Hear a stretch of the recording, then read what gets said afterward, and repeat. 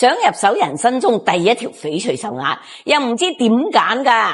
咁今日我就推薦呢一批貨啦。呢條情底飄羊綠，個底膠羊，水頭熟，最搶鏡嘅係嗰一抹鮮豔嘅羊綠色飄咗出嚟，好生動。成隻鴨又清爽又搶眼，好有生命力嘅感覺。呢條情底飄小碎花，個底膠膠羊羊，好細膩。上面啲羊綠雖然唔多，但好滑龍點睛，成隻手鐲即刻醒神晒，顯得更有活力同價值。呢條飄花手鐲，呢隻飄花手鐲嘅綠花集中晒喺一邊，好得意。種水又冰又膠，一邊係乾淨嘅底，一邊喺埋一齊嘅綠花，好似幅小山水畫咁。呢條白底青手鐲，底子似奶一樣又白又液，超級乾淨。上面嘅羊綠色鮮豔到不得了，特別辣，綠同白對比強烈，非常大氣。呢條飄花帶一抹黃翡，個底冰冰地幾厚，膠感都唔錯。一抹黃翡顏色幾靚，成隻鐲冇咁單調，多咗份活潑感，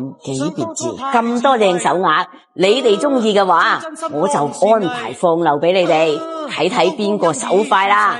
姊妹們，記得喺評論區報上圈口啦。